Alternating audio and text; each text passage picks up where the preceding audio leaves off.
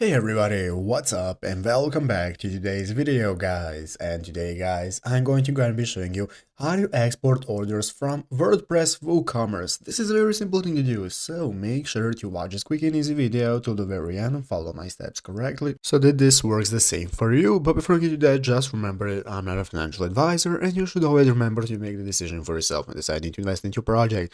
But yeah guys, let's get straight into it. So guys, the first thing you want to do is to go ahead and open up the official WordPress website right here at wordpress.com if you have not already, and after opening it up, you'll be greeted by this main page right here, where in the upper right corner you can get started logging into your account, so go ahead and log in if you have not already, and after logging in successfully, you'll be greeted by this home page right here, where at the left side screen you can find all the sections you can access such as home, statistics, upgrades, and so on. And here we have the option for our WooCommerce store, so you want to go ahead and open up the WooCommerce section. That's going to enable you to start a new store if you do not already have one, and if you have one, you can just go ahead and manage it from here with all the options that you have in your menu for WooCommerce. But what we're looking for guys to be able to export our orders is the plugins section right here. You want to click on plugins. By clicking on the plugins option, this is going to open up this plugins marketplace where we can find all the plugins that we can use for our store and our website, and we can use the search bar right here. So in the search bar, you want to search for export orders. So by searching for export orders, you can see right here and searching for it,